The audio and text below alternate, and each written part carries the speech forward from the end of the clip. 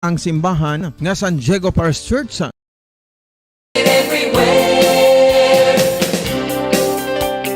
Sa atong sinay Christmas countdown, 10 dias na nabilin bago maabot ang adlaw sang Pasko.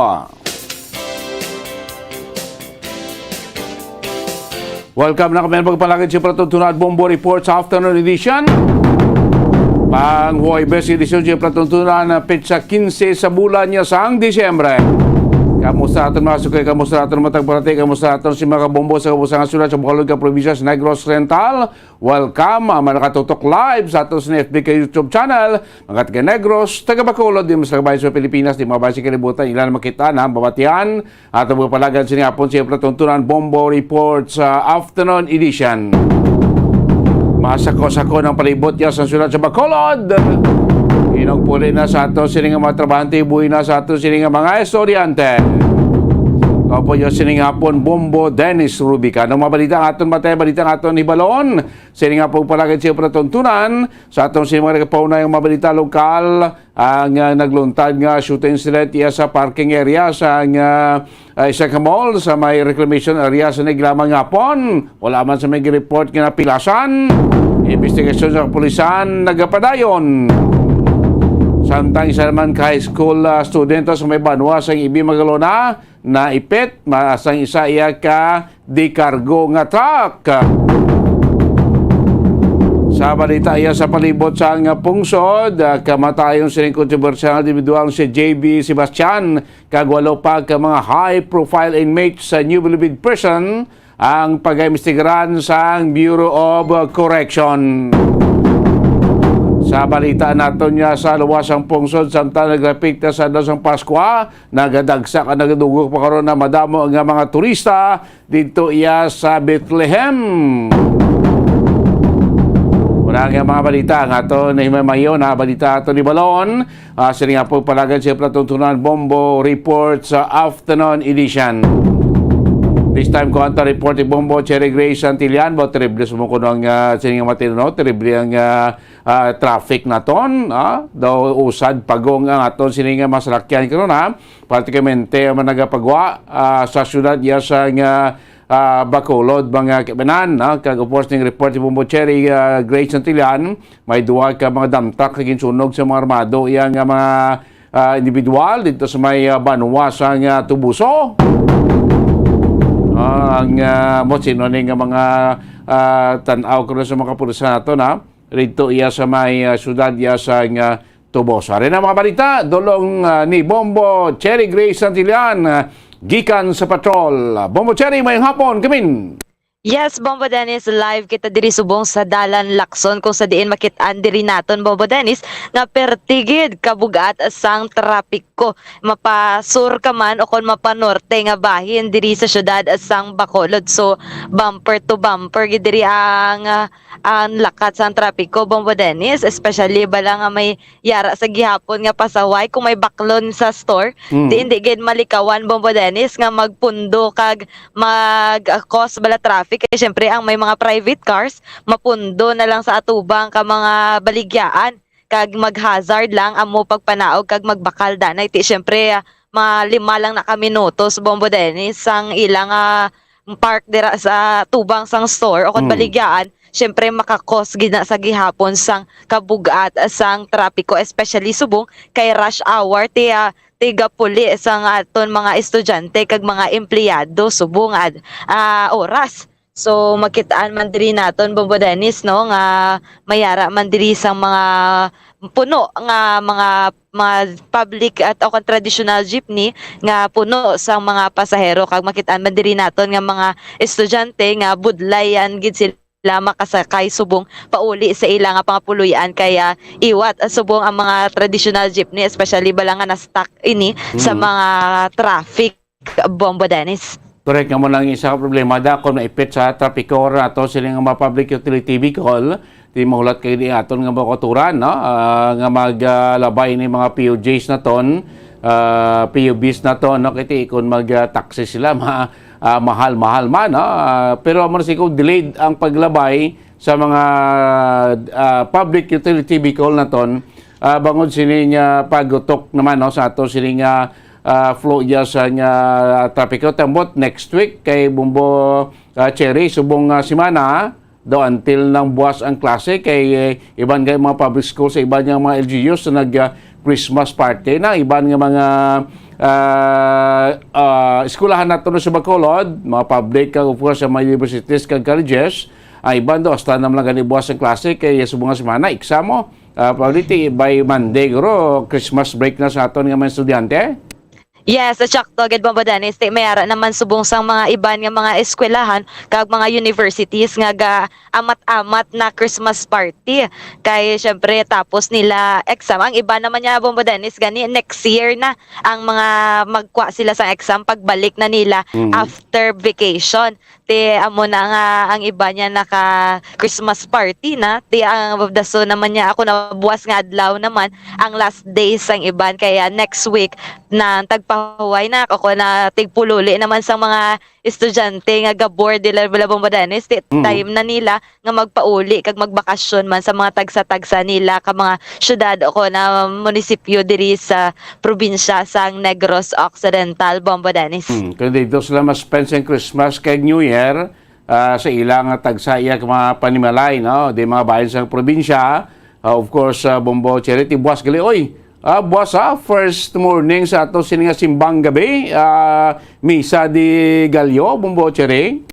Yes, Bombo Dennis, December 16 na buwas nga adlaw first day sa aton nga simbang gabi. So bali siyam ini ka kaagahon Bombo Dennis amo na nga syempre ato na mga tigtog pala matuo taga ano sang simbahan sang Katolika Bombo Dennis syempre ang iba niya ginakumpleto gina ang siyam ka kaagahon bag-o magselebrar sang Pasko diri sa pungsod Pilipinas Bombo Dennis. Don't worry sa mga mabudlayan magkadto sa mga simbahan para ya sa mga auto nato especially sa may mga senior citizen may mga problema sa lawas no kay mo radyo Bombo Cherry ang tagsa kaaga nga misa di Galyo nato no Ginaldo ato na live nga hatag sila ang full gid nga proseso sa misa Bombo Cherry. Yes, sakto gid Bombo Dennis. Hindi na nila need nga himos aga pa lang. Mapatukar lang sila sa radyo kag maglantaw sa aton nga Facebook Live sa Bombo Radio Bacolod. Maka-attend na sila sang Misa di Galyo Bombo Dennis. Yes, na makabati na sa mensahe na 7 days na to 9 days na to no nga Aguinaldo o Misa di Galyo Bombo Cherry no. Kung ang tayo Bombo Cherry musta to no to ang natabo sa duha ka mga truck to sino to nagsunog nga mga armados to buso?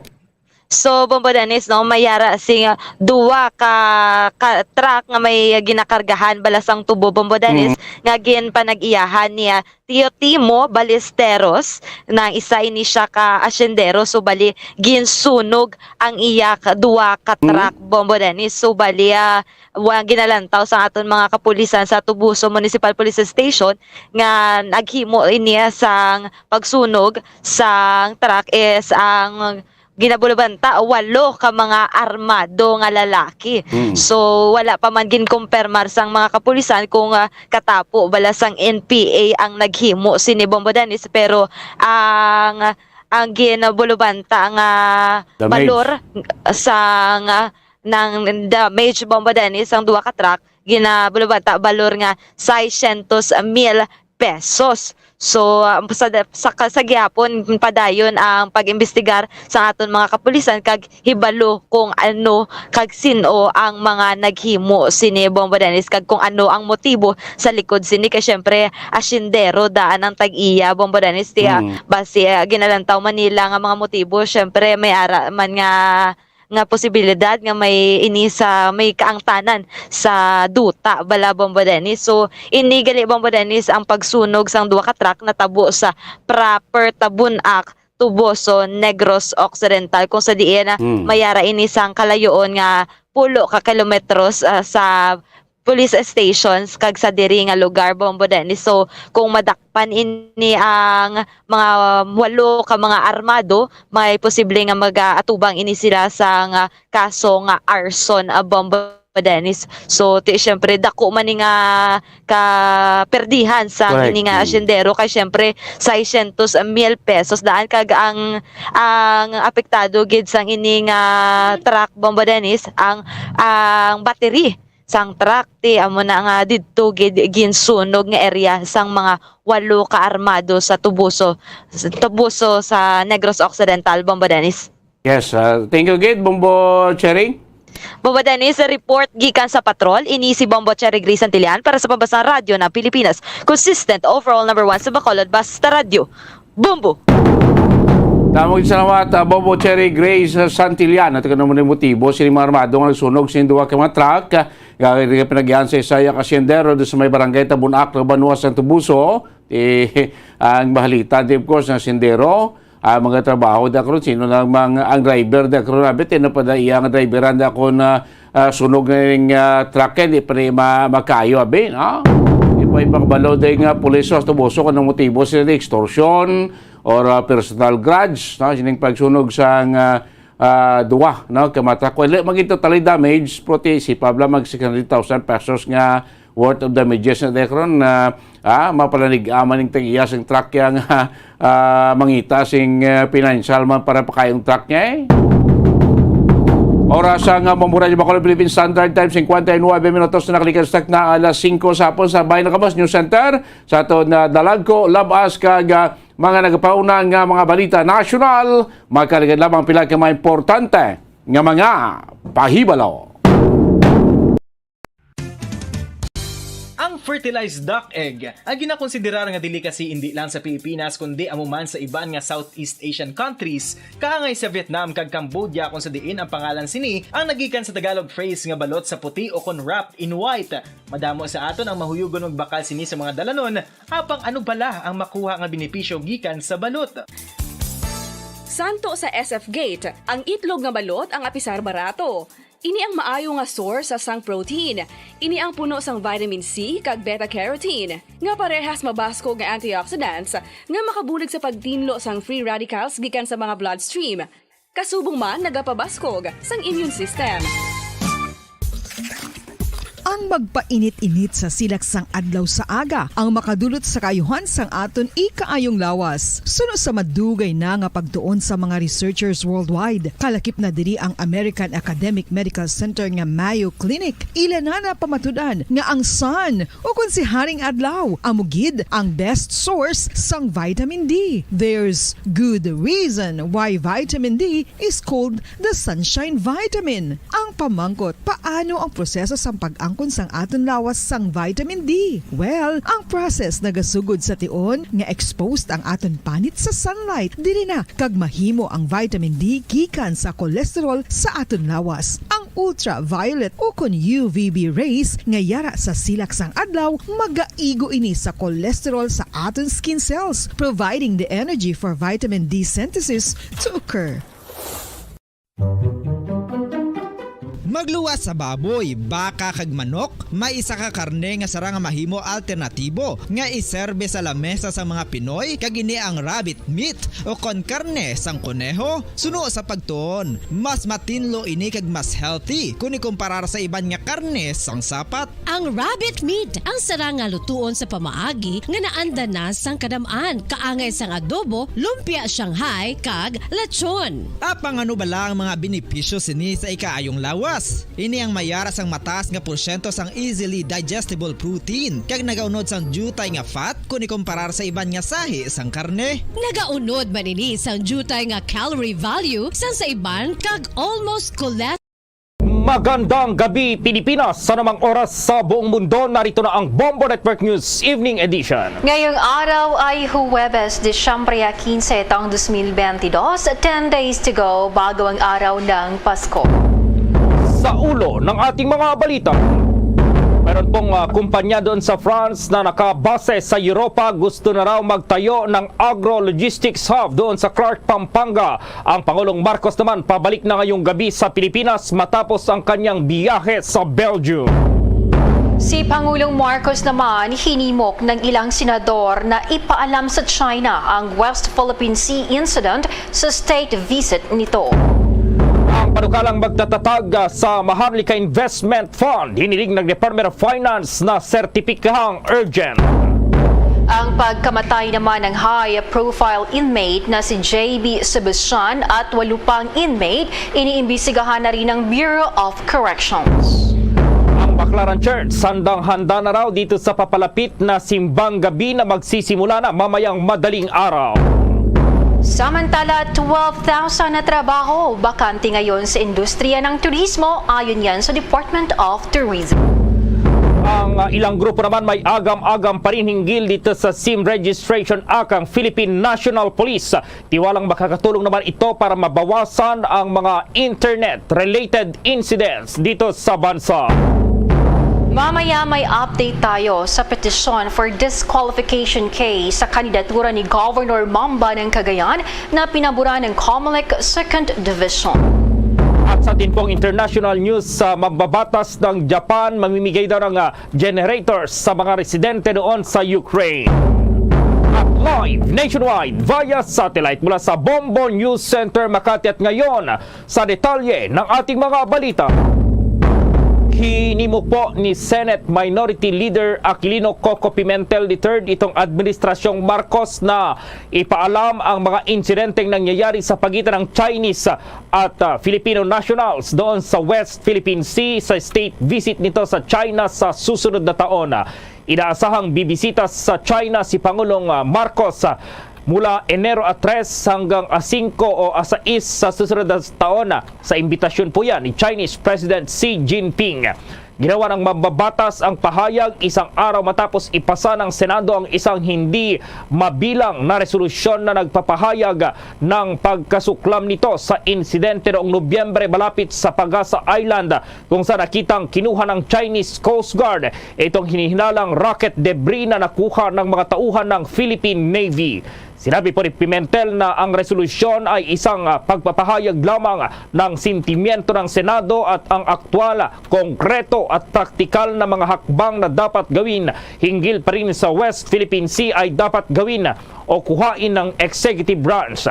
Sinabi ng Minority Chief na dapat ipadala ang resolusyon ng Senado sa Office of the President at Department of Foreign Affairs. Binigyang diin niya na ang mga bagay na ito ay dapat palaging ipasa po sa Department of Foreign Affairs. Sa huling araw ng sesyon para sa taong ito, nagbigay ng privilege speech naman si Senator Francis Tolentino tungkol sa pinakabagong insidente malapit sa Pagasa Island na nag-udyok sa ilang mambabatas na magpahayag ng kanilang galit sa sitwasyon sa West Philippine Sea. Itinanggi na ng Chinese Embassy na persahang kinuha ng Chinese Coast Guard ang object mula sa Philippine Navy at sinabing ito ay ginawa sa pamamagitan ng friendly consultation.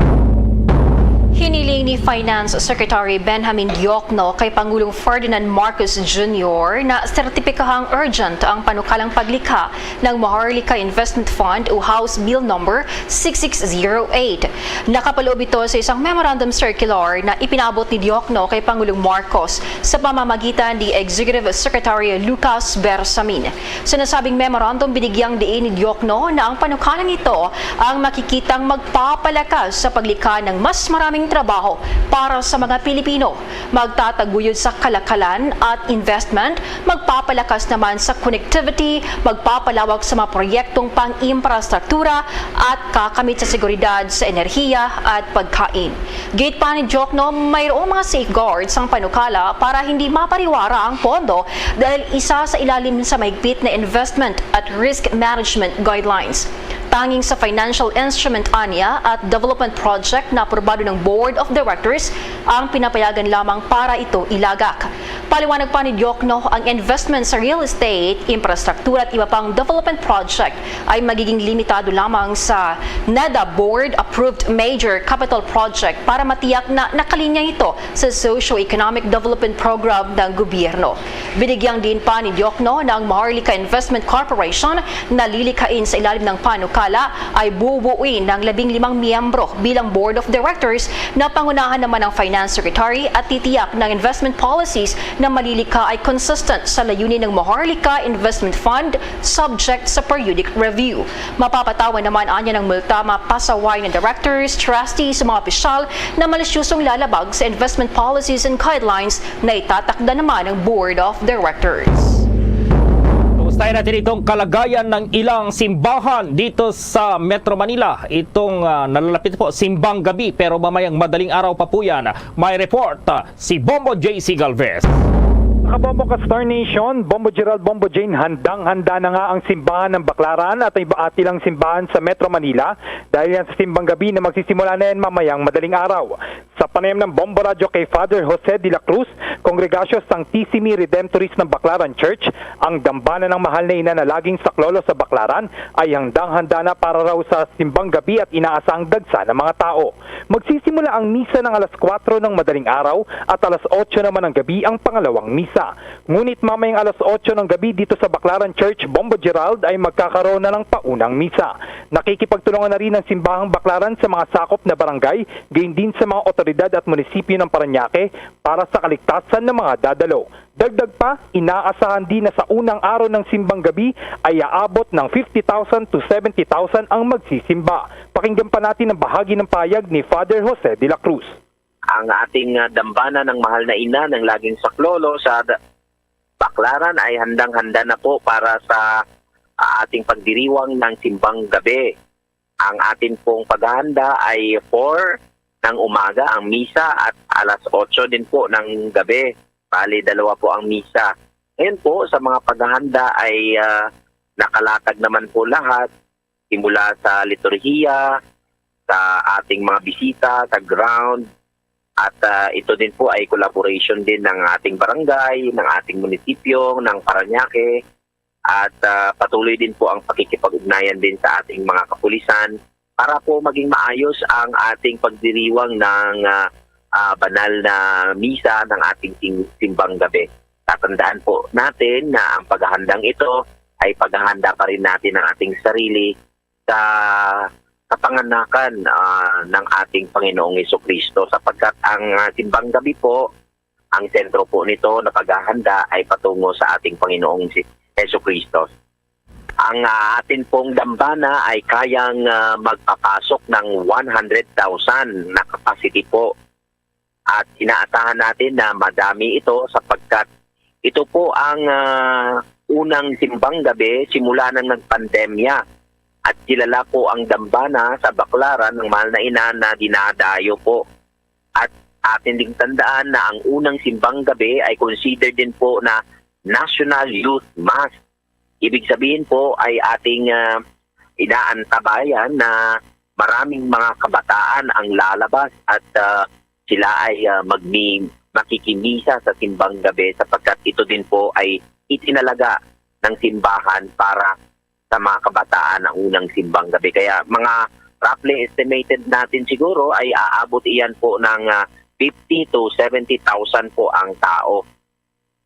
Ng bahagi ng payag ni Father Jose de la Cruz. Mga kabombo ka Star Nation, itinuturing kasi na isa sa pinakamatanda but well-observed Christmas traditions ang simbang gabi sa Pilipinas at lalo na ito ang unang simbang gabi matapos ang madugong pandaigdigang COVID-19. Hinihikayat din ng mga church leaders ng simbahang Katoliko ang mga mananampalataya na dumalo sa mga misa ng simbang gabi sa kahit anumang simbahan ngayong taon at patuloy na paalala sa mga safety health protocols lalo na't dadagsa ito sa unang araw. Para sa Bombo Network News, ako si Bombo JC Galvez, nag-uulat para sa pambansang radyo ng Pilipinas. Basta Radyo. Bombo! Isusunod na rin po ng Bureau of Corrections o Bucor na imbestigahan itong pagkamatay ng high-profile inmate na si JB Sebastian. Kung maalala, si Sebastian na tumestigo noon laban kay dating Senator Laila de Lima ay namatay taong 2020 matapos umanog na tamaan po ng COVID. Batay sa kopya nga ng isang death certificate, nakasaad na itong acute myocardial infarction o atake sa puso na may kasamang COVID-19 ang sanhi ng pagkamatay po ni Sebastian. itong si Sebastian ay binawian umano ng buhay doon sa New Bilibid Prison Hospital sa Muntinlupa City. Ang ulat nito ay kinumpirma ang ulat na ito ay kinumpirma naman noon ng isang opisyal mula sa Pansion de Dasmariñas sa Cavite kung saan daw na cremate ang labi ng high-profile drug convict. Pero ayon kay retired Armed Forces of the Philippines Chief of Staff at Bureau of Corrections Officer in Charge Gregorio Catapang Jr., ang pagkamatay ng high-profile inmate na si JB Sebastian ay nakitaan din umano ng lapses. Iimbestigahan na rin ng Bureau of Corrections ang pagkamatay ng naturang inmate. Tuloy-tuloy na raw ang pakikipag-ugnayan ng Bureau of Corrections sa National Bureau of Corrections kasunod na rin ng ipinasa nilang salaysay kaugnay ng pagkamatay ng mga high-profile inmates sa New Bilibid Prison. Sinabi ni Katapang na binigyan na raw nila ng lead ang National Bureau of Investigation kaugnay rito. Una rito, ibinunyag ng isang inmate ng New Bilibid Prison na ilan sa mga high-profile inmates na namatay sa National Penitentiary ay hindi namatay sa sakit, kundi sila ay pinatay. Ayon pa sa inmate na si Rodel Tiaga, nasaksihan daw nito ang umano'y pagpatay sa drug lord na si Eugene Chua sa tinawag na Site Hari na siyang designated quarantine facility sa New Bilibid Prison para sa mga inmate na nagpositibo sa COVID-19. Base pa sa medical certificate, namatay si Chua ng cardiopulmonary arrest dahil sa COVID-19 noong June 2020. Anya, nilagyan daw ng plastic bag ang ulo ng biktima at hinila ito ng 2 katao hanggang sa nawalan ito ng malay sa harap nila. Sinabi rin ni Tiaga na hiniling ng isang frontliner sa kanya na hugasan ang naturang plastic bag na ginamit para patayin si Chua. Hindi raw ito nagsalita noon dahil na rin sa takot sa suspendidong si Bureau of Corrections Director General Gerald Bantag. Nakatakda naman daw na iimbestigahan ng Bureau of Corrections ang pagkakasangkot dito ng mga attending doctor dyan at kung sino ang nag-autopsy at nagsabi na namatay ito dahil sa COVID-19. Samantala po sa mga naghahanap ng trabaho, papalo raw sa 12 or 12,000 work itong trabaho ang bakante ngayon sa industriya ng turismo. Ayon kay Department of Tourism Secretary Cristina Frasco, kabilang sa hiring itong mga posisyon, itong mga sumusunod: administrative at purchasing, food and beverage, itong housekeeping, sales, marketing, front office, finance at iba pa. Sinabi ni Frasco, ito ay sa gitna ng patuloy na pagsigla ng turismo dito pa rin sa Pilipinas. Dahil ito naglunsad na anya sila ng mga job fair sa iba't ibang panig ng bansa para mapunan itong bakanteng posisyon. Patuloy din ang kampanya sa kilalang Filipino Hospitality na kilala sa buong mundo na nakakatulong daw sa pagpapalakas ng lokal na turismo dito sa bansa. Mariing tinutulan ni Department of the Interior Local Government Secretary Binhor Abalos Jr. ang panukalang ma-decriminalize ang paggamit ng droga. Sinabi ng kalihim na hindi ito makakatulong sa kampanya ng pamahalaan laban sa kampanya nito sa illegal drugs. Ang payag ni Abalos ay kasunod na rin na naging panukala ng isang senador na i-decriminalize ang paggamit ng illegal drugs para maka-decongest ang mga piitan at matugunan ang problema sa drug addiction dahil sa health issue. Para kay Abalos, dapat ay magigibabaw pa rin ang batas at kung bawal ay kailangang hulihin. Kasunod nito, tiniyak naman ni Abalos na lilinisin ito ang law enforcement units dahil na rin sa napaulat na pagbabalik na naman ng mga ninja cops na sinasabing bahagi ng drug syndicates. Hiniling naman ni Abalos ang tulong ng publiko para marisolba ang naturang problema. Samantala, mayroon pong kumpanya doon sa France na nakabase doon sa Europa. Gusto na raw agad magtayo ng agro-logistics hubs doon sa Pampanga. May buong detalye si Bombo Dennis Hamito. Nakaantabay na Bombo Gerald ang mga sasalubong kay Pangulong Ferdinand Bongbong Marcos Jr. sapagkat pabalik na sila ang delegasyon ng Pilipinas, siyempre sa pangunguna ng Pangulong Marcos ngayong gabi. At dito nga ay bitbit ng Pangulo ang ilang magagandang balita. Kabilang na yung mga nagpaplano na agad na magtayo ng agro-logistic hub sa Clark Field, Pampanga, kasabay ng pagpapalakas ng kooperasyon sa Manila kaugnay pa rin ng food safety at security. Ito ay makalipas nga ang naging pulong ng Pangulong Bongbong Marcos sa Brussels, Belgium, doon sa ilang executive ng si Maris, isang wholesale market company para sa mga sariwang produktong pang-agrikultura. At dito, Bombo Gerald, mga kabombo, ay sinabi ng Executive Director ng naturang kumpanya na nagsagawa sila ng pag-aaral at natuklasan nila, lumabas ang kanilang pag-aaral nga na magiging maayos at strategic yung lokasyon dyan sa Clark, Pampanga. Ayon pa sa mga opisyal ng naturang firm, sa pamamagitan ng itatayong agro-logistic hub ay mapapalakas nila ang kanilang negosyo dito sa bahagi ng Southeast Asia. Sa ganitong paraan niya ay matataguyod yung lokal na mga produkto at ito naman ay kinagalak ng Pangulo sapagkat nagbunga ang kanyang lakad sa kabila nga ng hindi angkop na panahon para sa kanya umano dahil namaos yung kanyang boses at medyo nakaramdam ng epekto nitong napakalamig na temperatura na pumapalo ng hanggang negative 10 degrees Celsius sa Brussels, Belgium. At kaugnay nga niyan, inaasahan ng Pangulo napapalo pa sa 4.7 billion pesos ang katumbas ng mga investment na papasok sa Pilipinas matapos ang kanyang matagumpay na biyahe doon sa bahagi ng Brussels, Belgium at pagdalo dito sa ASEAN-European Union Summit kung saan ay maraming leader din ang kanyang nakausap at ilan pang mga pinuno ng mga kumpanya ang lumapit sa kanya at humingi ng pagkakataon na marinig yung mga ino-offer dito sa Pilipinas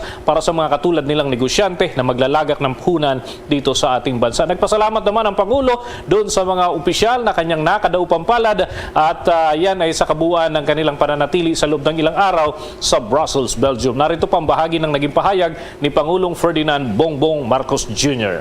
I am particularly pleased that this landmark ASEAN-EU Commemorative Summit was shepherded to conclusion during the Philippines coordinatorship for ASEAN-EU dialogue relations and that the adopted ASEAN-EU joint leader statement is reflective of the broad nature of our relations and shows clear commitments from both sides to further enhance our relations. We hope to achieve more milestones as the Philippines continues to guide the ASEAN-EU dialogue relations until 2020. Bahagian ng mensahe ng Pangulo sa kanyang pagtatapos na rin doon sa ilang aktibidad sapagkat siya yung kumakatawan sa Asia doon sa naturang mga event at ito ay tinuturing ng Palasyo Malacanang na naging matagumpay ngang lakad ng Chief Executive at ng delegasyon ng Pilipinas kasama yung kanyang economic managers sa naturang mga pagpupulong. At nakatabay naman dito si Vice President Inday Sara Duterte Carpio sa Villamor Air Base para salubungin ng Pangulo at may ilang aktibidad din na isasagawa sa pag-uwi ng Presidente. Bombo Gerald? 19 hours yung biyahe, Bombo Dennis. So, balabang bukas pa ng hapon, Bombo Dennis, darating ang Pangulong Marcos? Well, ang schedule ay kaninang medyo maaga-aga pa yung kanilang paglipad, ano. May mga konsiderasyon sa aspetong pang seguridad kaya hindi agad-agad inilalabas yung ilang impormasyon pero nasa Philippine bound na ibig sabihin ay papalapit na sila dito sa teritoryo ng Pilipinas. So nakalis na sila kanina, hindi lamang agad inanunsyo, Bombo Gerald, dahil nga sa isyong panseguridad ng Pangulo at ng delegasyon ng Pilipinas. Okay, Bombo Dennis. Para sa Bombo Network News, Bombo Dennis Hamito nag-uulat para sa Pambansang Radyo ng Pilipinas, Basta Radio, Bombo! Ang saya ng Pasko nang dahil sa'yo, Merry Munchkin, Merry Christmas, Merry Christmas, Merry Munchkin to you.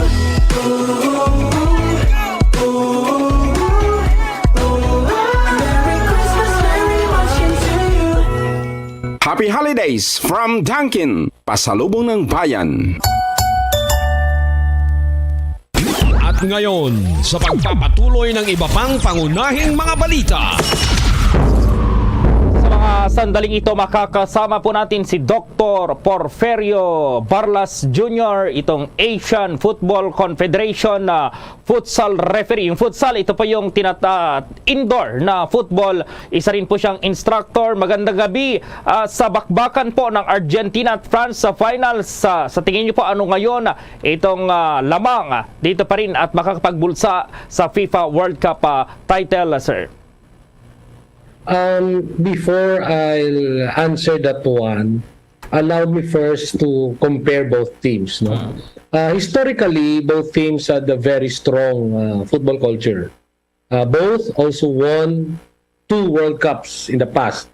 Pag sinabi natin yung Argentina, I do believe Argentina won the World Cups in 1978 and won in 1986. In the other hand, France also won 2 World Cups in 1998 when France hosted the World Cup, and the other one was the last previous World Cup in 2018. So in short, speaking the strength on both teams, I do believe both teams are equally comparable with one another. But as two has an edge, allow me to say say that for this competition, I do believe experience might be the best teacher. Why? Of course, we fully understood that the last World Cup champion was France. And as far as the recent competition is concerned, in terms of players and tactics, France I do believe has an edge over Argentina. Why? Because as I have seen in the way yung maglaro yung Argentina is focused on Messi, while France is unpredictable, meaning you don't have any one person to depend to. They have so many. They have Mbappe, Griezmann is still there, Antoine Griezmann is still there, who was also a one of the best scorers during the previous World Cup in 2018 in Russia, and they still have their very experienced goalkeeper, Lloris, and still many players. I do believe there are still at the most 7 to 8 previous World Cup players in 2018 who are there. And as far as age range is concerned, or let's say the average age, it's 26.3 or 2, I suppose, for the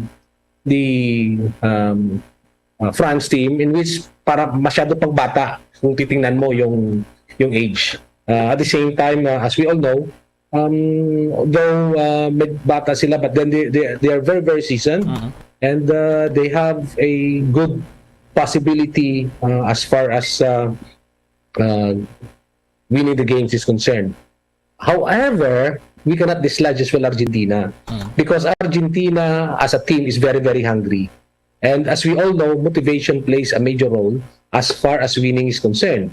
The hungrier the players, the more motivated the players, they have a possibility to overcome their opponents.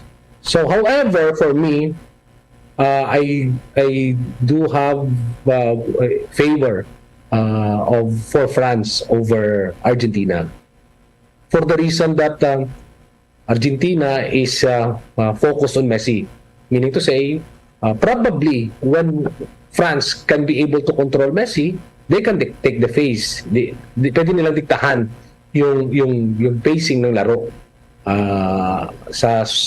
in the next 90th minute. So that's how I see the game between Argentina and France. Ano po yung fearless na forecast niya, prediction nyo dito kung sino nanalo, mas lamang itong Argentina ba or itong defending champion of France?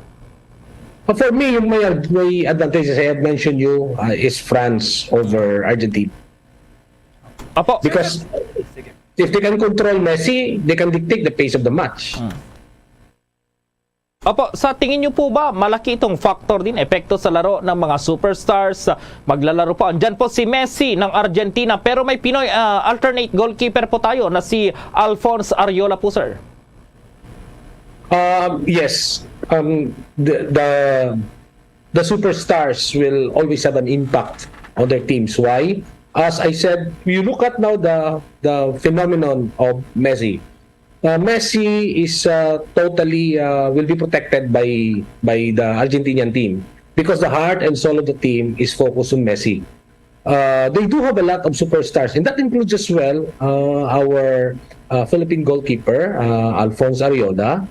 He is of Filipino descent who happened to migrate in Argentina, rather in right now playing for the national team of France. No? But knowing about this, I do believe these players, because of their personality, because of their skills, then they are coined as a superstar. And being superstar, I do believe they really have an extraordinary traits, extraordinary skills from the rest of their counterparts.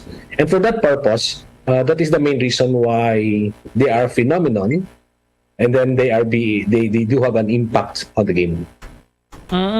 Kapag nanalo ang France, or kahit hindi po siguro manalo, nandyan po si Ariola, pwede pa siyang itap ng Philippine football team para dito sa Team Ascalts, maging part po siya ng team? I know for sure, pwede.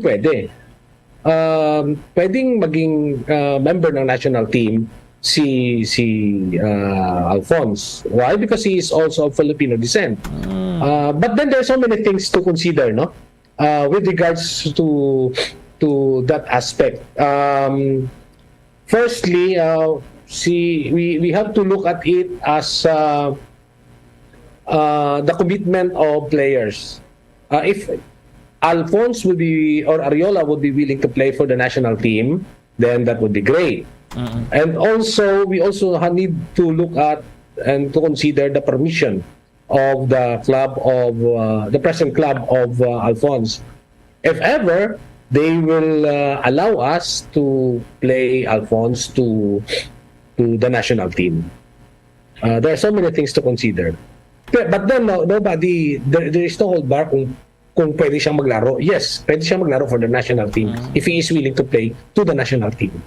Opo, pagdating naman sa ating koponan po, itong Ascalts, ano kayo itong mga dapat pang gawin para makaabot po tayo sa World Cup? Wow, it's quite, I find it a very difficult question to answer as far as our national team is concerned. Of course, again, there are various facets or factors to consider. No, one is the competition. Of course, we fully understand na yung competition in the Europe, in South America, in any part of the continent is very progressive. Football is the number one sport. So the culture, the football culture, the strong football culture is somehow very important for somehow the development of football as well in general. Also, we have to consider the number of games in which our national players are playing. Kailangan nilang maglaro ng maraming games because as we said, if you look at this in a pragmatist perspective, we can say that experience is the best teacher. The more experience you are at a younger age, going into the national level, I do believe you will become a very good players. But sa atin sa Philippines, we have a very, the phenomenon normally is that we have a very strong background in football in the grassroots level. Maganda yung grassroots natin. As a matter of fact, sa AFC, we received a citation for that, for having our very good and effective grassroots program. Ang problema natin is the linkage between the youth. Kasi that is where the most of the European countries, American countries, or South American or Latin American countries are becoming very progressive. When they reach their youth, mas marami yung games. So what does it mean kung marami yung games? Mas marami yung experience. So for me, to consider, again, I go back on the question, we need to have a very good league for our players to have a very good experience. Next, hindi lang league. Kasi yung league din is dictated by the support. So we need to have a very good marketing, very good support, logistically, for a competition to become progressive. Also, we need also to have a very good grassroots program Kasi yung grassroots are the one that feeds our youth, our national team. Without this feeder, without these youngs, in which we can be able to have a very good backyard to choose from for our players, mahirapan din tayo makaproduce ng top and World Cup caliber athletes. And lastly, I do believe yung pinaka-importante is training and preparation. Wow. To be in the World Cup is not just a matter of a one-day training or a one-month training and a one-month session. It's a whole year round. It's a long training. The start of your training in the World Cup culminates at the beginning of the 4th year cycle. Meaning, after this World Cup, if you want to go into the World Cup, you really have to start now. Start what? Start your training, start preparation, start your competition. Marami pa po sana kaming katanungan pero wala na pong oras. Maraming salamat AFC Futsal Referee Instructor Dr. Porferio Barlas Jr. dito sa oras na ibigay sa Bombo Radio. Samantala po yung panukalang Maharlika Investment Fund, lusot na raw sa ikalawang pagbasa ang Pangulong Bongbong Marcos naman. Sinertipikahang urgent itong panukala at 280 lawmakers, mambabatas nagpahayag ng suporta rito at si House Speaker Romualdez pinirmahan na itong kopya ng 2023 National Budget at ma-report si Bombo Annalise Soberano.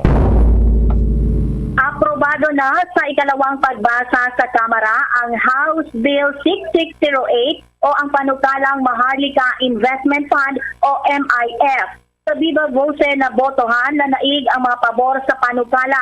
Kabilang sa pangunahing may akda ng House Bill ay sina House Speaker Martin Romualdez, House Senior Deputy Majority Leader Sandro Marcos. At aabot naman sa 280 na mga mambabatas ang co-authors ng nasabing panukala. Ayon sa mga mambabatas, ang Maharlika Investment Fund ay bagong bubuuing pondo ng Pilipinas para makaipon ng pera at iba pang yaman na maaaring gawing kapital sa mga negosyo sa loob at labas ng bansa. Paniniwala ng mga may akda ng nasabing panukala, malaki ang maitutulong ng Maharlika Investment Fund sa ekonomiya at iba't ibang proyekto ng gobyerno para sa mga Pilipino.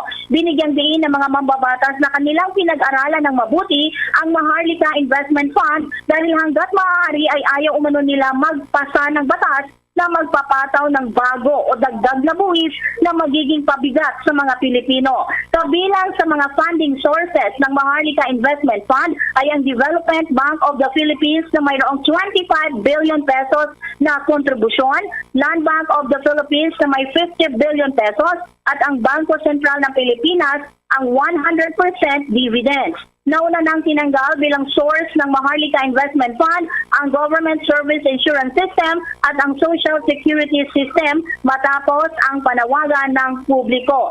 Tatayong chair naman of the Board of Directors ang Finance Secretary habang kabilang ang mga miyembro ng board ng pinuno ng founding ng mga itong mga GFI at 4 na independent directors na magmumula sa pribadong sektor, academe, business at investment sector. Bilang bahagi din ng safeguards, 3 audit layer, isang external, isang internal at ang Commission on Audit. Bubuo rin ng advisory body na kinabibilangan ng Department of Budget Management Secretary, NEDA Secretary at 2 miyembro mula sa private sector, President ng Philippine Stock Exchange at Bankers Association of the Philippines. Pakinggan natin ang naging pahayag ni Representative Joey Salceda. With respect to the principal domain, I think, Your Honor, you're talking here about the behavior of the central bank, the behavior of the largest bank in the country, Land Bank, and another government bank called BDP. So, Your Honor, I think it's only proper that it goes to the Committee on Bank and Financial. Yan ang pahayag ni Representative Joey Salceda. Bombo Gerald, ongoing pa rin sa ngayon ang sesyon dito sa Kamara. Dahil nga sa sinertipikahan ng urgent din ni Pangulong Bongbong Marcos itong panukalang Maharlika Investment Fund, inaasahan na anumang oras ngayon ay aaprubahan na rin ito sa ikatlong pagbasa, Bombo Gerald. Samantala, pinirmahan na rin ni Speaker Martin Romualdez ang kopya ng 2023 proposed national budget. Nakatakda rin kasi pirmahan ng Pangulong Bongbong Marcos ang nasabing panukala. Ang nasabing pondo ay agad magagamit ng Pilipinas para sa mga iba't ibang proyekto sa unang quarter ng 2023. So sa ngayon po, Gerald, aabangan natin dahil ang naaprubahan na sa ikatlong pagbasa itong panukalang nagsusulong ng mandatory ROTC. So susunod na ang panukalang itong pagtatag ng Maharlika Investment Fund. So yan ang inaabangan natin at ipapasa ng mga mambabatas natin sa ikatlong pagbasa ang nasabing panukala. Mula Kamara, Bombo Anali Montaño Soberano nag-uulat para sa Pambansang Radyo ng Pilipinas. Basta Radio, Bombo! Mga kabombo at ka-Star Nation, babalik na sa face-to-face ang selebrasyon ng Dinagyang 2023. Isasagawa mula January 13 at ang highlight ay sa January 22, 2023. Ang Dinagyang 2023 ay hatid ng Iloilo City Government at Iloilo Festivals Foundation Incorporated. Ang live updates at coverages ay maririnig at makikita sa lahat ng himpilan at digital platforms ng Bombo Radio Philippines. Viva! Viva! Viva! Viva! Senyor Santo Niño! Basta Radio Bombo! This is Mayor Jerry Treñas of the City of Iloilo inviting you to witness and celebrate the face-to-face Dinagyang 2023. Viva Senyor Santo Niño! Viva Senyor Santo Niño! Viva Senyor Santo Niño! Sa dagdag pang mga balita, ilang grupo may agam-agam pa rin hinggil sa SIM Registration Act. Ang Philippine National Police, tiwalang makakatulong ito na mabawasan ang mga internet-related sa bansa. Alamin ang detalye sa report ni Bombo Marlene Padiernos. Bombo Jane, Bombo Gerald, hindi pa rin maalis ang namang agam-agam ng ilang grupo sa bansa hinggil sa pagpapatupad ng SIM Registration Act sa Pilipinas. Sa kabila ito ng paulit-ulit ng pagpapahayag ng National Telecommunications Commission at Department of Information and Communications ng kasiguraduhan sa mga benepisyo ng nasabing batas sa taong bayan. Sa panayam ng Bombo Radio Philippines kay Digital Pinoy's National Campaigner Ronald Bustillo, inisa-isa niya ang mga posibleng maging lapses ng SIM registration na makakaapekto sa marami sa ating mga kababayan. Kabilang sa kaniyang mga binigyan diin ay ang mga realidad at tulad na lamang ng mga subscribers na walang smartphones at mga residente nakatira sa malalayong lugar o probinsya na may hirapang abutin ng mga telecommunications network. Dahil aniya sa mga suliranin na ito, ay masasabing hindi anya at napaghandaan ng mga kinaukulan ang pagpapatupad ng naturang batas. Kaugnay niyan, narito pa ang bahagi ng ating panayam kay Digital Pinoy's National Campaigner Ronald Bustillo. Yung isa pang dapat nating silipin dyan ay paano yung mga mamamayan natin na walang ID. Alam nyo, talagang reality on the ground na marami tayong mga kababayan na walang valid ID. Ultimo, kahit tax identification number card, wala sila. Yung national ID, wala sila. Problema natin dito sa Pilipinas, pagka kailangan mong kumuha ng valid ID, kailangan mo mag-present ng valid ID pa. Hindi ba?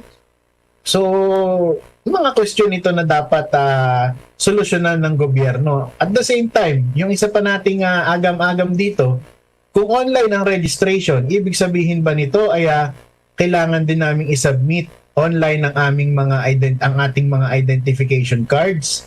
At i-store ba ito ng mga telco?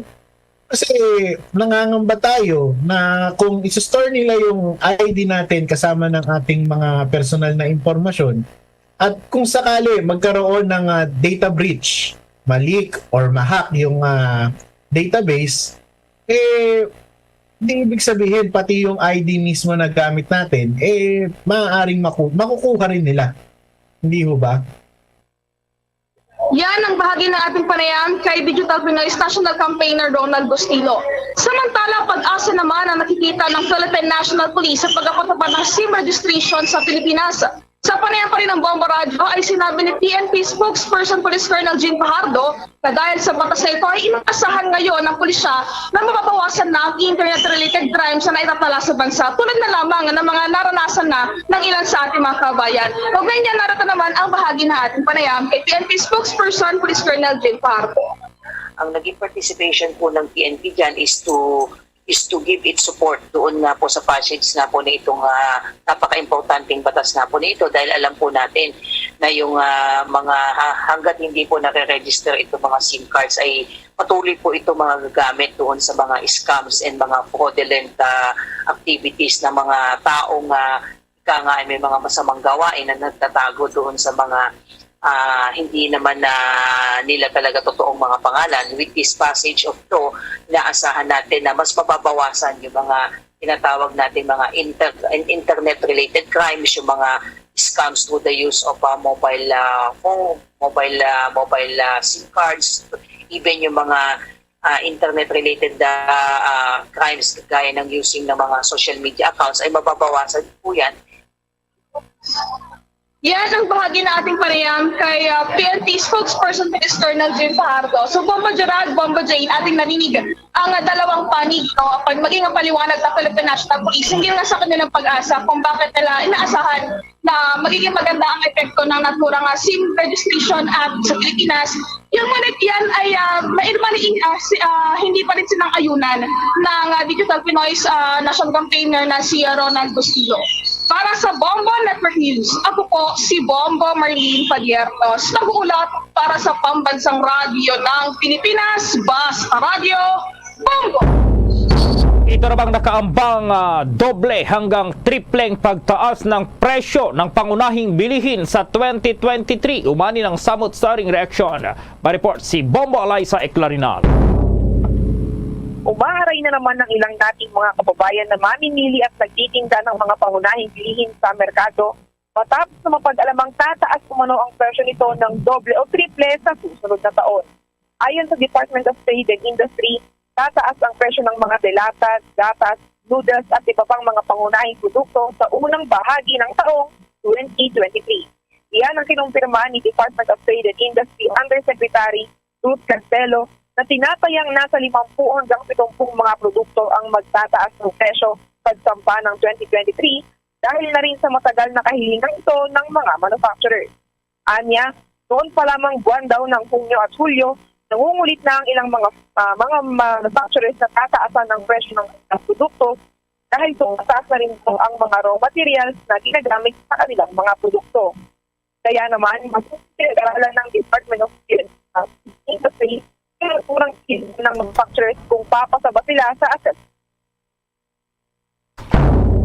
Balikan natin mamaya itong linya po ni Bombo Alaysa. Samantala naman, itong banta ng taas singil sa kuryente maaari daw hindi matuloy sa susunod na taon.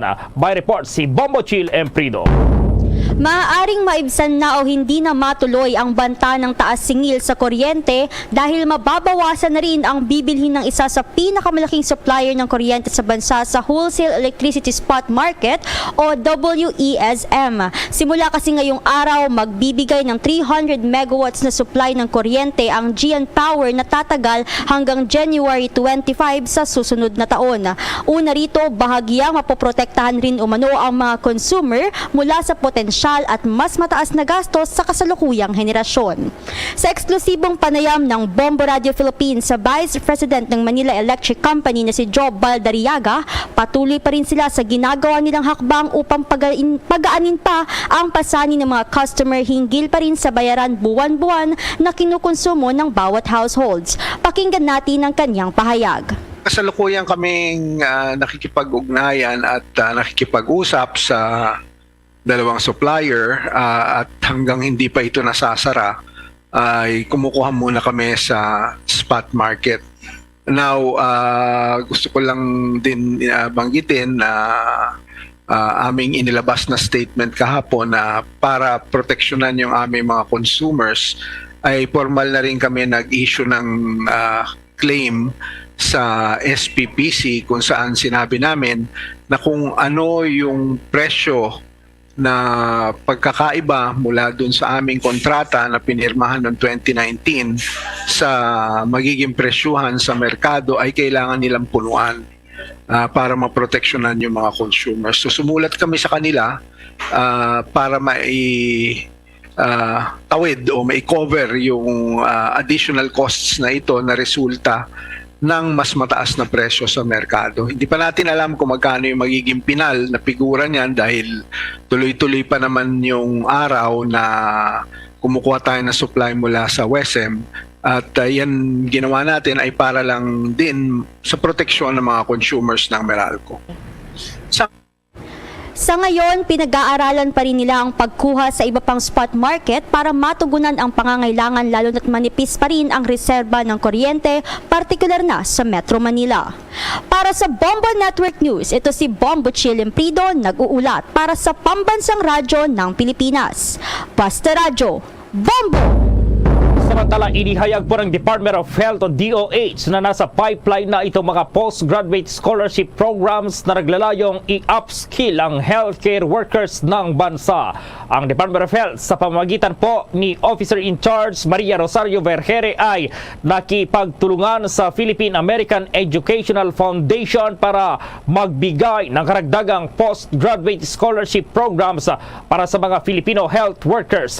Nilagdaan po ni Vergere at Philippine American Educational Foundation itong isang Memorandum of Understanding upang bumuo ng joint program para suportahan itong pagpapaunlad ng mga profesional sa kalusugan at mga pampublikong health practitioners at tiyakin itong access sa mabuting pangangalagang pangkalusugan para sa mga Pilipino. Dahil ito bubuksan itong pagkakataon sa pag-aaral sa larangan ng health system, itong management, environmental and community health, maging itong health policy and administration, epidemiology and disease surveillance at infectious disease control. Dagdag pa rito, sinabi ng kagawaran na ang partnership ay naglalayong magtatag ng general framework para sa pagpapadali sa pagbibigay ng mga scholarship at itong programa sa pananaliksik at ang paganahin po ang mga palitan sa ilalim ng capacity building at research initiatives ng Department of Health sa ilalim ng Universal Healthcare Law. Sinabi ni Vergere na magbubukas din sila ng katulad na pagkakataon para sa mga job order, personnel na binubuo ng humigit kumulang 63% ng buong human resource base na rin sa ahensya. Bombo Radio Philippines presents Christmas Around the World. Mga kabombo at ka-Star Nation, sa ating Christmas Around the World, alamin natin kung paano naman ipinagdiriwang ang Pasko sa bansang Georgia kasama si Bombo International News Correspondent Don Palmyra.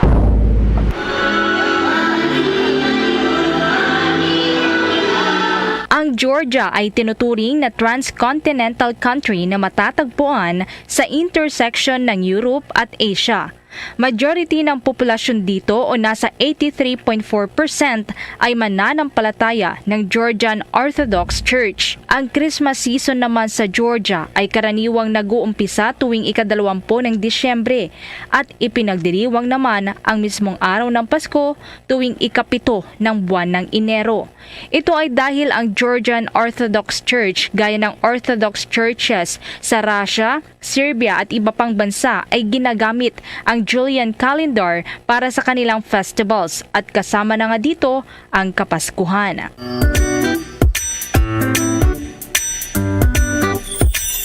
Ibinahagi pa ni Bombo International News Correspondent Don Palmyra ang kakaibang pagdiriwang ng Pasko doon sa Georgia. Based sa experience ko na nag-celebrate ng Christmas dito sa Tbilisi, Georgia, so usually nagse-celebrate as part ng expat ng Georgia.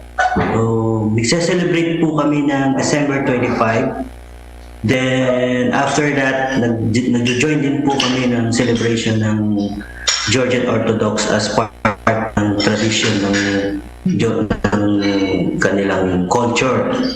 So nagse-celebrate po sila in January 7. Sa araw pa ng Pasko, maraming Georgians ang nagpupunta sa tinatawag na alilo, isang parade sa kakalsadahan. Espesyal ang mga kasuotan ng Georgians sa Christmas festivity na ito at nakakostume pa ang iba.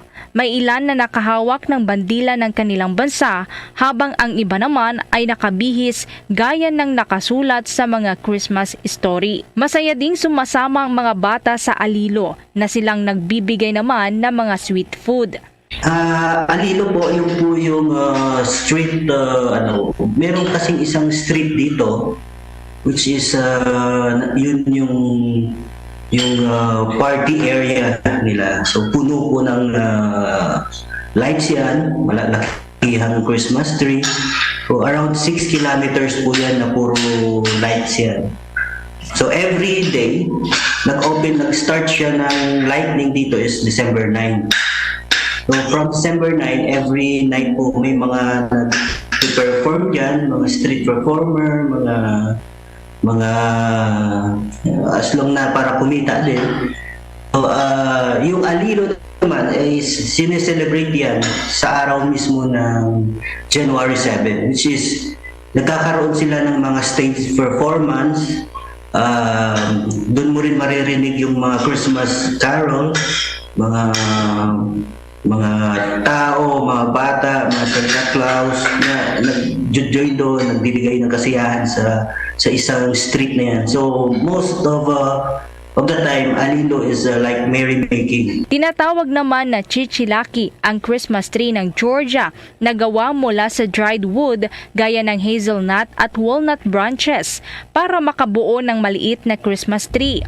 Napapalamutian ito ng maliliit na prutas at sweet goods. Traditional naman na sinusunog ito sa araw bago ang Georgian Orthodox Epiphany o sa Enero 19 na marka din ng pagtatapos ng mga suliranin sa buong taon. Pagdating naman sa handaan, hindi nawawala ang traditional dishes kapag Pasko, ang Georgian-style pork na may herbs at savory satsivi o turkey na may walnut sauce. Mayroon ding traditional sweet desserts gaya ng honey walnut candy na tinatawag sa Georgia na guzinaki at grapes juice walnut candy na tinatawag naman na chirclia. At syempre, nandyan din ang masarap na homemade Georgian wines. Mas nauuna naman tayo dito sa Pilipinas ng 4 na oras kumpara sa Georgia. Usually, ang nakikita ko sa mga table ng mga Georgian family dito, pag na-invite nila ako, hindi nawawala palagi yung honey cake. Palagi yung mostly sweet, wala silang masyadong meat. Narito naman ang paraan ng pagbati ng Merry Christmas sa Georgia sa pagbabahagi ni Bombo International News Correspondent Don Palmyra. Pag Christmas is Gilod sa Shuba Akal Christi.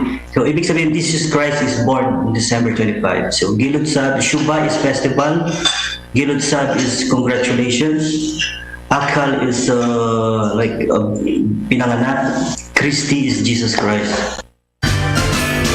Watch out for the next edition of Christmas Around the World. Various celebrations of Christmas by the different countries of the world. Only heard and seen at Bombo Radio Philippines. Sa mga balita po tayo sa probinsya, maki-update tayo sapagkat ang Commission on Elections diniskwalipika po itong kandidatura ni Governor Mamba doon sa Cagayan. Pa-report ang Bombo Radio Tuguegarao. Binigyang diin ni Cagayan Governor Manuel Mamba na isang injustice hindi lamang sa kanya kundi sa mga mamayan ng lalawigan ng Cagayan ang naging desisyon ng Comelec 2nd Division na pumapabor sa petisyon na i-disqualify siya sa pagkakandidatura sa pagkagobernador nitong nakalipas na halalan. Sa naging panayam ng Bombo Radio, sinabi ni Mamba na bagamat inaasahan na niya ito ay hindi pa niya natatanggap ang kopya ng nasabing desisyon at nakita lamang niya ito sa Facebook.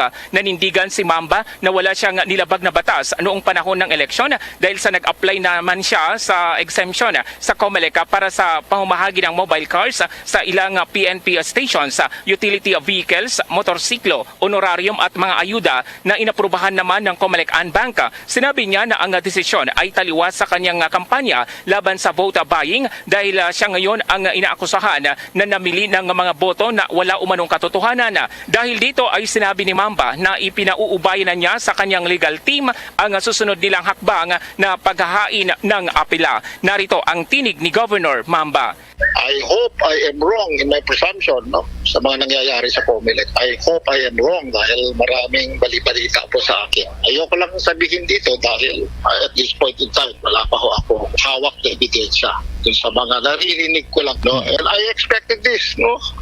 Kaya lang, bakit ganun? Nauna yung resolution kesa yung official announcement and official resolution ng COMELEC. So, merong nakakuha ng desisyon bago officially ilabas ng COMELEC. Samantala, pinuri naman ni Dr. Sara Lara ang nakatunggali ni Mamba sa pagkagobernador ang COMELEC resolution. Sinabi ni Dr. Lara, ang resolusyon ng COMELEC ay patunay na walang nangingibabaw sa batas, maging ang mga nasa kapangyarihan at impluensya. Idinagdag pa ni Dr. Lara na ito ay babala sa mga incumbent officials na dapat maging transparent sa paggamit ng pondo ng pamahalaan. Matatandaan na inihain ng kampo ni Dr. Lara ang petisyon batay sa kanyang akusasyon na habang nanunungkulan pa si Mamba na gobernador ay nasangkot umano siya sa vote buying noong panahon ng kampanya para sa May 2022 elections dahil sa pamamahagi ng financial assistance sa ilalim ng No Barangay and Town Left Behind program at tulong sa barangay at krusada kontra korupsyon program.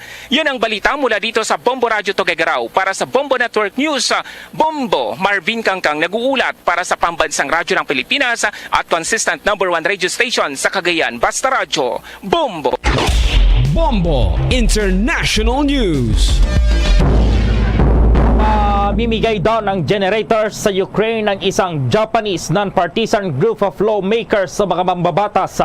Ito ay may kaugnayan sa kanilang pagsisikap na tulungan ang mga residente ng Ukraine na maghanda para sa cold winter.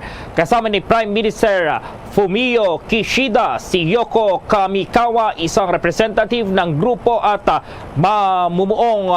namumuong Liberal Democratic Party Acting Secretary General ay makikipagpulong kay Ukraine Ambassador to Japan Sergei Korsunsky sa Prime Minister Office upang bigyan siya ng inventaryo dito pa rin at nangako ng 4 na diesel generator. Bombo Foreign Exchange Update. Sa palitan po ng piso kontra dolyar, ang isang US dollar sa ngayon ayon sa Bankers Association of the Philippines katumbas ng 55 pesos at 68 centavos. Para sa ibang currencies naman, ayon sa Bangko Sentral ng Pilipinas, ang isang Hong Kong dollar katumbas 7 pesos at 16 centavos, ang Singaporean dollar 41 pesos at 35 centavos, ang Saudi Arabian Rial 14 pesos at 81 centavos, habang ang euro 59 pesos at 50 centavos. The Bombo Foreign Exchange Rate Update is brought to you by Queen City Development Bank. Samantala, dahil sa kinarap ng buong mundo ang COVID-19 pandemic, samahan niyo po kami sa isang panalangin. Naritong Orasyo Imperator. Father, we confess our sins and we humbly come to you to find forgiveness and life. We come to you in our need to seek your protection against the COVID-19 virus that has disturbed and claimed many lives.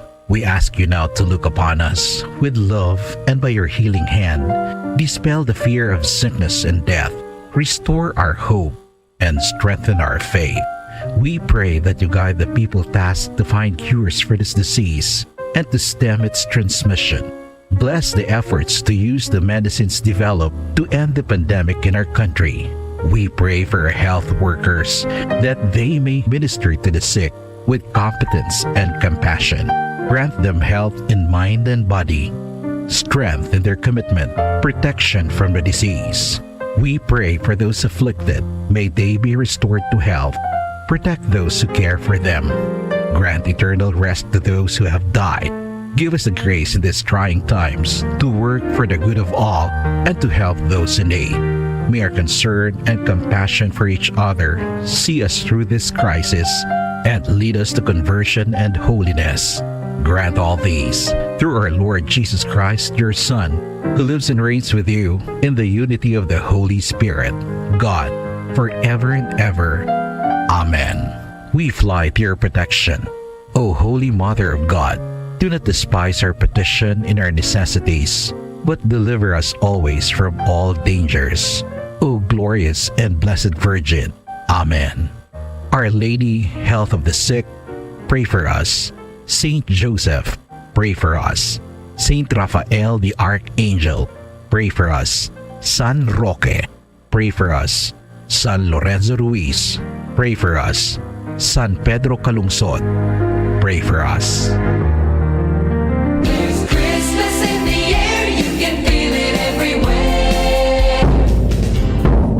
Mga kabombo at mga Star Nation, sa ating pong Christmas countdown, 10 days to go bago po ang araw ng Pasko.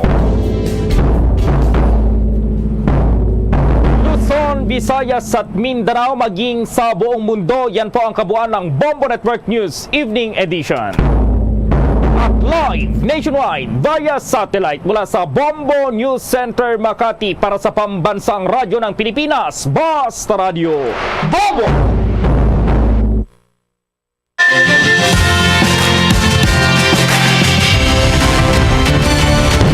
Bombo kahit kanino sa atin nagbibigay saya.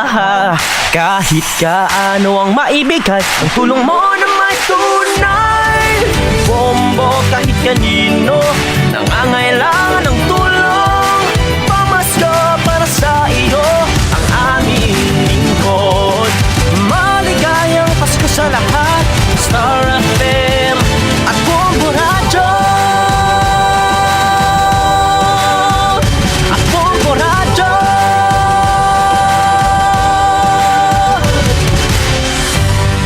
It's Christmas in the air, you can feel it everywhere. Sa aton sa ring mga kabombo kag mga Star Nation, may nabilin, pulo na lang ka daw, Pasko na. Maramo gid nga salamat sa Bombo News Center, oras sa Bombo Radio Bacolod, Philippine Standard Time. 3 minutos na ang nakaligad sa taknang alas 7 sa gabi. Ay gabi sa Dadsang Bacolod, Negros Occidental, Wasang Visayas, Bilog nga Pilipinas.